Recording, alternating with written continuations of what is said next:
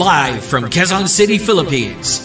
Your news, current affairs, and public service channel, Margo TV Philippines. Live.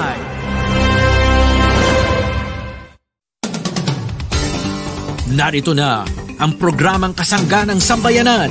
Sama ka na, kabayan! Sandigan ng mamamayan para sa kaunlaran. Pupuri sa marangal na serbidor ng bayan.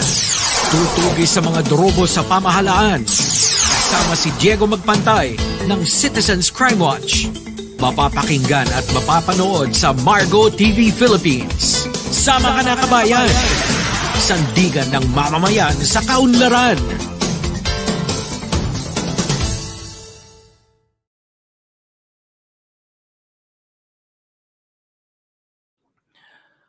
Magandang umaga po, muli tayo ay sumasahing papawid at ito po ang inyong lingkod, Jigs Magpantay po sa programang Sama Ka Na, Kabayan. Ngayon po ay araw ng Miyerkules, Agosto 23. Kumusta po ang ating mga ginigiliw na mga tagapakinig at tagapanood sa ating pong Facebook page at YouTube channel. Narito po ang Margo Philippines at kumusta po ang ating mga OFWs na nasa iba't ibang bansa. Siyempre yung kanila po mga pamilya dito sa Pilipinas. Isa pong malungkot na balita ang tumambad sa atin. Kahapon po ng hapon ay pumutok po ang balita na pumanaw ang ating kalihim ng Department of Migrant Workers. Ito po ay si Secretary Susan Toots Ople. At matatandang pagkatapos po ng SONA ng ating Pangulo nito pong nakaraang buwan ng Hulyo, ay nagpaalam muna po si Secretary Ople na magbabakasyon muna for her wellness. Nais niya pong makapagpahinga. Pagkat malaki po ang dagok po sa kanyang dibdib sa nangyari po magkasunod na pagkamatay ng dalawa niyang kapatid. Kamakailan lamang po yan. At ito nga, ang bumulaga po sa atin. Siya po naman ay tahimik na namaalam na nasa piling niya po ang kanyang mga pamilya. At siya po ay pumanaw sa edad na 61. Si Secretary Toots Ople po ay kilala sa pagiging mapagmahal sa ating mga OFW na noong siya ay kahit nung pa po na siya ay wala pa sa serbisyo sa ating pamahalaan. Hanggang siya po ay maging Undersecretary ng Department of Labor and Employment sa panahon po ni dating Pangulong Duterte at sa administrasyon nga po ni Presidente Bongbong Marcos, siya po ay napili at nahirang bilang pinuno ng DMW, ito pong bagong itatag na departamento para po sa ating mga migrant workers. At siya po ay nangasiwa dito po sa departamento ito na ang nasa isip niya po lagi ay ang kapakanan ng ating pong mga migrant workers. At naging maganda po ang kanyang serbisyo na inasahan po ng marami nating mga nagtatrabaho sa ibang bansa at kanilang mga pamilya na ito ay magpapatuloy.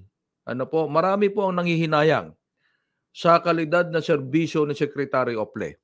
Dahil po sa kanya nakita ang dedikasyon at sinseridad na magsilbi sa ating pong bansa, lalo na po sa ngayon sa harap ng maraming suliranin ng ating bansa sa mga manggagawa natin abroad. At ito pong si Secretary Ople ay sinundan niya yung iyapak po ng kanyang ama na sa loob ng 19 na taon ay nagserbisyo po sa ating gobyerno bilang sekretaryo ng Department of Labor and Employment at ng Department of Foreign Affairs. So nakakulungkot po ito pagkat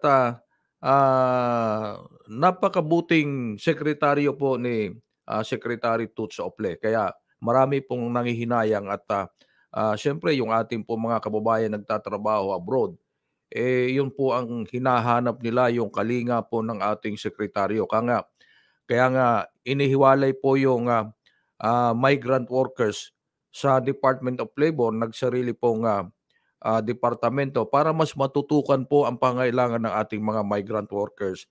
Yung pong ating mga kababayan na nagtatrabaho abroad. At sa ngalan po ng Margo TV Philippines at siyempre ng Citizens Crime Watch, kami po ay nakikiramay sa pagluluksa sa pagpanaw po ng ating butihing Susan Tutsa Ople, ang kalihim po ng Department of Migrant Workers. Nakakalungkot, ano? Well, ipagdasal na lang po natin na sana yung kanyang mga iniwang kaanak, yung kanyang pamilya makarecover agad dito po. Although hindi pa naman nailibing dahil kamamatay pa lang po kahapon. Sana po ipagdasal po natin ang kanyang mga pamilyang iniwan na sana maka-recover agad dito po sa nangyari pong ito at talaga namang nakakalungkot. Bueno, sa iba pa po nating mga balita at impormasyon, nagsimula na raw pong mamigay ng educational package assistance ang lungsod ng Taguig sa mga mag-aaral ng sinakop na paaralan dito sa yung tinatawag na enlisted men barrios, dyan po sa Port Bonifacio, na dati pong hawak ng lungsod ng Makati. So nagsimula na raw po na mamigay ng mga kinakailangan ng ating mga mag-aaral dyan po sa mga eskwelahan na yan, dyan po sa bali 10 barangay na sinakop po ng lungsod ng Taguig mula po sa pamamahala ng lungsod ng Makati. So, ang ating pong impormasyon na nakuha, ang Makati daw po ay mamimigay pa rin ng mga kinakailangan ng ating pong mga estudyante, ng ating pong mga mag-aaral. Diyan po sa mga eskwelahan na dati po nilang nasasakupan. Di maganda. Nagbibigay ang Taguig, magbibigay pa rin ang Makati. O di bibo po yan sa mga estudyante natin, sa ating mga mag-aaral. Yung ating pong mga mag-aaral na baka ikaw wala nang magbigay sa atin. Pero maganda pala dahil dalawa po ang magbibigay sa kanila. Well, pagdating po sa ganyan mga pagbibigay ng mga ayuda, ang nasa utak naman itong ating mga politiko ay politika. Siyempre, kaya nga politiko sila at kailangan nilang mamulitika. Lalo na po na 10 barangay ito, medyo malaki. At kailangan nila yan sa 2025 local election. At ngayon pa lang na barangay election, talagang palagay ko kahit kung ikaw ay politikong taga Makati, kahit hindi mo nasakop yung lugar na yan, anong malay mo, makaisip ka baga na tumakbo sa lokal na halalan sa Taguig, o di meron ka ng balwarte, meron ka ng dating balwarte na 10 barangay. Pero maglalabanan dyan ng mga politiko, kaya kung iisipin sa isang banda, abay, maswerte yung mga taga-barangay na sinakop po ng Taguig pagkat bubuhos po siguro ang ayuda sa kanila. Bubuhos dyan ng ayuda pagkat ang pag-uusapan na dyan ay politika. Ang isang lugar na malaki po ang bilang ng mga botante, ay mahal na mga politiko yan. Kaya naman si Kapitan, siyempre medyo ngayon siya nangangailangan ng tulong dahil mag-i-eleksyon sa barangay. Ang mga politiko na nais tumakbo sa 2025, ngayon pa lang may mga minamanok na yan na mga tatakbo bilang opisyal ng barangay. Ngayon pong Oktubre 30 po ang eleksyon. So, sa isang banda, maswerte itong mga taga-barangay na ito pagkat marami ngayon ang kakalinga sa kanila. Bueno, ibig sabihin po, unti-unti na pong umuusad ang transisyon. Umuusad na po ang transisyon. Diyan po sa lugar po ng BGC, ano? Diyan po sa lugar na sinakop ng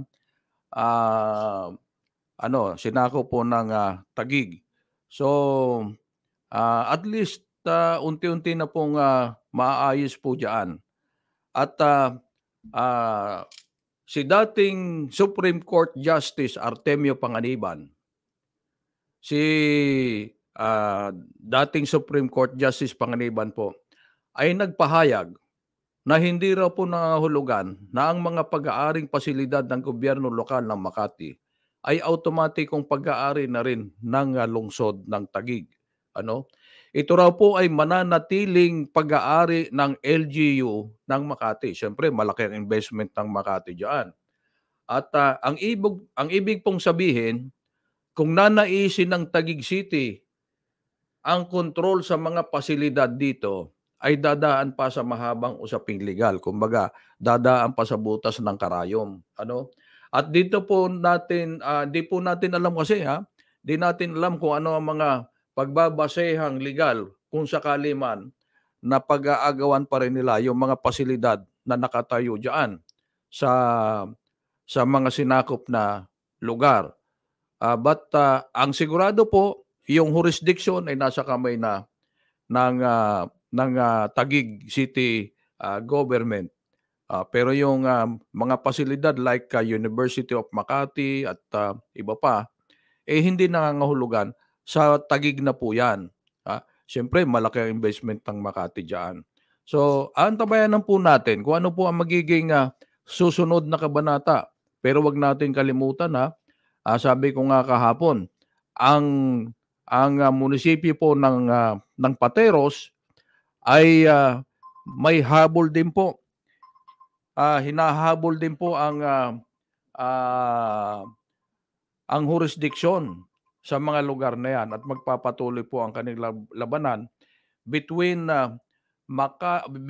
Taguig at Pateros. So aantabayanan po natin yan. Merong example niyan mamaya diyan sa Naga City, yung pinag-agawang plaza, yung pinag-agawang Plaza Rizal. Ultimately hawak po dati ng provincial government ng Camarines Sur, ngayon nakontrola na po ng Naga City. Isa po yan sa ehemplo sa mga pag-aagawan po sa jurisdiction o teritoryo. Maya-maya po lamang tayo po ay babalik. Ilang saglit lamang po. Live from Quezon City, Philippines. Your news, current affairs, and public service channel, Margo TV Philippines. Live.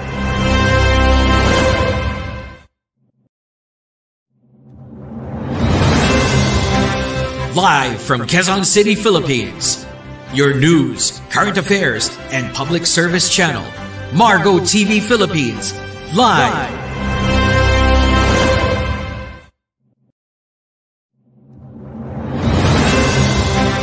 Live from Quezon City, Philippines. Your news, current affairs, and public service channel, Margo TV Philippines. Live.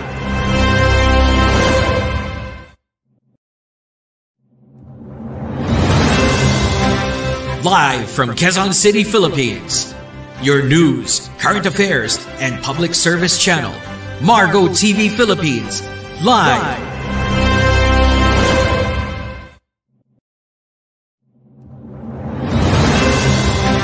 Live from Quezon City, Philippines.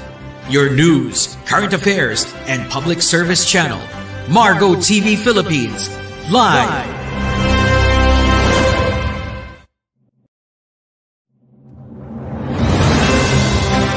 Live from Quezon City, Philippines.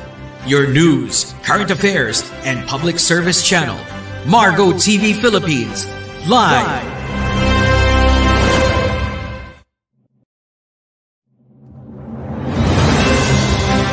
Live from Quezon City, Philippines. Your news, current affairs, and public service channel, Margo TV Philippines. Live. tayo sa ating talakayan, sa ating pong programa, nasa programang Sama Ka Na Kabayan. Sandigan po ng mamamayan para sa kaunlaran at ito po ang inyong lingkod, si Jigs Magpantay. Medyo naano tayo ng konti at meron po tayong dumating na bisita from Davao City at medyo hindi niya po alam itong lugar na to kaya inassist muna natin. Well, anyway, yung po ating pinag-uusapan tungkol po sa issue, dyan po sa Taguig at Makati, ang sinabi po ni dating Supreme Court Justice Panganiban na hindi po automatiko, hindi po pag-aari ng Taguig ang mga pasilidad ng Makati na naandyan po sa sinakop ng kanilang jurisdiction. Pero ang sabi ko nga, dyan po sa Naga City, maray naaga po sa ating mga tagapakinig dyan po sa Naga City. Yung pong, yung palang prutasan dyan, bago kumakalimutan, Mayor Legasyon, matagal na ito. Yung prutasan dyan sa Naga City, katabi ng Plaza Rizal, sinakop na ang kalahating porsyon ng kalsada. Mayor Legasyon, tatalakayin po natin ito sa programa. Wag muna ngayon at medyo marami pa tayong dapat pag-usapang issue. Pero babalikan po natin yan sa Naga City. Noon ay sinulat ko na yan sa DILG. Pagkat yung sinasabing widening, imbis na widening, bakit sinakop tuloy yung kalsada? Isang ehemplo po dyan, ang nangyaring agawan ng lungsod ng Naga, dyan po sa Camarines Sur, na noon ay pinamumunuan ni Jesse Robredo bilang alkalde. I think 1997 or 1998. At ng Camarines Sur Provincial Government sa pamumuno po ni Governor at ngayon Congressman El Rey Villapuerte sa issue po ng jurisdiksyon sa Plaza Rizal na nasa mismong sentro po ng Naga City. Alam na alam ito ng Naga City ang istorya nito, yung mga taga Camarines Sur. Ang Naga noon po ay isang nagsisilbing capital town at ang kapitolyo ng Camarines Sur ay nakatayo po sa harap mismo ng Plaza Rizal. Pero sa bisa po ng Republic Act 305 na naging component city ang Naga at naobliga po ditong lumipat o ilipat ang kapitolyo sa bayan po ng Pili, Camarines Sur. At inalis po yung kapitolyo diyan sa Naga City. Ngayon, sa ilalim po ng nasabing batas, lahat ng mga pampublikong lugar o kaya ari-arian ay dapat malipat na ang pamamahala, halimbawa mga kalye, public parks, at iba pang lugar na nasa jurisdiction na po ng lungsod. So medyo sa mahaba-haba rin pong panahon, pinaglabanan po nila ito sa korte. Yung kanilang labanan, I think nasa taon 2004 na yata ito na desisyonan. Nakarating pa po sila sa Court of Appeals at tinolerate po ng lungsod ng Naga ang pamamahala sa plaza sa kamay po ng lalawigan o lokal na pamahalaan ng lalawigan ng Camarines Sur. At sa bandang huli ay nagka-interest po ang lungsod ng Naga na kunin po ang pamamahala dito pagkat may mga samot-saring issue na naglutangan at naglabanan nga sila hanggang sa mataas na hukuman. Ngayon, yung kanila pong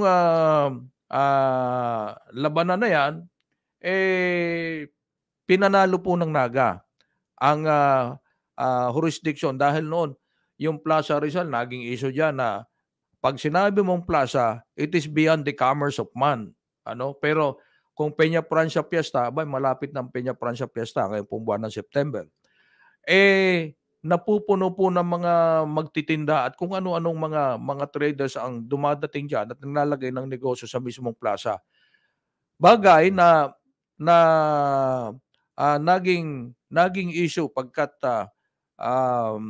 wala nang maistambayan yung mga pumupunta po ng Naga City pagkat puno na ng mga magtitinda. So yun po ang isa sa naging issue diyan. Kaya nag-agawan po sila sa pagpapatakbo po pamamahala ng Plaza Rizal. Ngayon, nung mapabura na po ng korte ang lungsod ng Naga, dyan na po nila sila na ang namamahala ngayon. At kung iisipin naman ang pamamahala ng isang parke, ang pamamahala ng isang plaza, ang pamamahala po ng isang public park ay malaking budget din po ang kinakailangan. Malaking gastos din po ang kinakailangan o alokasyon sa budget po ng isang lokal na gobyerno sa aasikaso. Siyempre, i-develop mo yan, i-rehab mo yan, i-maintain mo yan. So marami pong mga bagay na dapat asikasyon. Kung isipin pasalamat nga po ang isang lugar o isang local government unit na maalis sa kanila yung responsibilidad na hindi naman sa kanilang jurisdiction. Kaya lang kung minsan may issue political May mga isyong pinag-uusapan na may relasyon po sa politika. So dito po sa lungsod ng Makati at lungsod po ng Taguig, sabihin na natin na ang nasa isip din ng mga leaders natin diyan yung kanilang interest political din. Biro mo, mawalan ka ng 10 barangay, siyempre. At itong 10 barangay na ito, bagamat wala na po sa jurisdiksyon ng Makati, magpapatuloy naman yung kanilang bangayan dyan pagdating sa politika. Pagkat yung tinatawag na balwarte. Kung ikaw, Mayor Monk Ulamit, taga Makati, ngayon nasakop na ng Taguig ang iyong balwarte, hindi na nangangahulugan wala ka ng diyan. Meron ka pa rin diyang kumbaga sa kamandag na sinasabi. Pagdating sa politika, siyempre, dati mong balwarte, mamimaintain yan.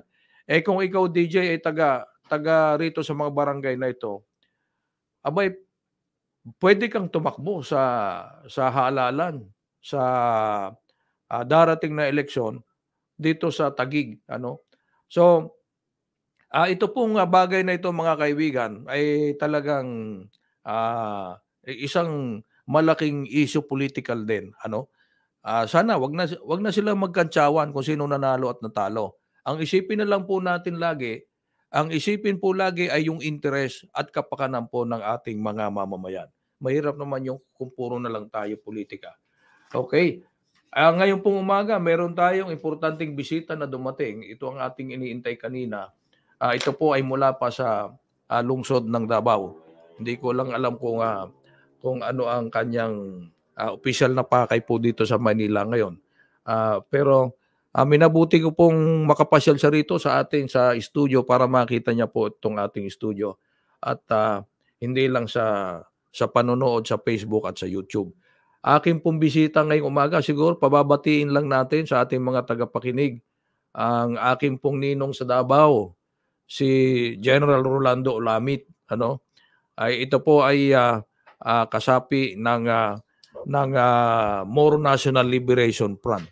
Isa po itong commander ng MNLF na ating bisita ngayon. Magandang umaga, Ninong. Napasyal ka rito sa ating studio. Magandang umaga naman. Sa iyong programa dito, itong Margo TV line. This is in line ba ito ng Citizens Crime Watch? Hindi po. Hiwalay po ito. But of course, tayo po ang namumuno ng Citizens Crime Watch. Kaya nagkaroon na lang ng koneksyon sa Citizens Crime Watch. But ito po, Margo TV is a private entity owned by Margo Management and Consultancy. Bueno, kumusta po ang Davao? Okay naman. Ito yung medyo parang bibo na masyado ang barangay. Mm-hmm. Tatakbo kaya ang kapitan ng barangay. Yung mga dati nating kaibigan na medyo hindi na naman namamansin. Ngayon, mamamansin na sila. Ganun talaga. Ganun ba yan? Oo, political season. Okay. 3 lang namang season meron ng Pilipinas. Dry season, rainy season, at political season. May political season ba? Kaya pala namamansin na sila. Oo, at ito ay paghahanda na rin ng mga politiko sa darating na 2025 election. Malapit na. Napakabilis po ng panahon. Isipin nyo, tayo election lang last year. abay, next year, politika naman pag-uusapan. Pag October 2024, filing na naman ng candidacy para sa 25 election. Kaya napakabilis. Napakabilis. Ang tanong ko diyan, Jex, ang tanong ko diyan is, makinabang ba ang barangay sa kanila o sila ang makinabang sa barangay? Well, pag eleksyon, ang kanilang sasabihin kami po ay tutulong sa inyo dito sa inyong barangay. At sasabihin nila na, alam mo, pag eleksyon, maraming lumalabas na makabayan, makadiyos at makakalikasan pag panahon ng eleksyon. Yun nga lamang, pagkatapos ng eleksyon, sino bang nakinabang talaga o nakikinabang? Yung bang barangay nakikinabang sa mga politiko o yung mga politiko ang nakikinabang sa barangay? Ganun lang naman ang usapan.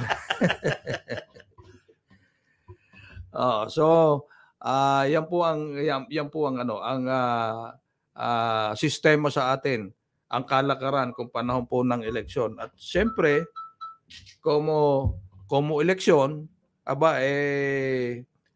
marami talagang mga politiko na lalapit sa iyo at yung dating hindi namamansin, ngayon mamamansin na yan. Ang dami kong callers.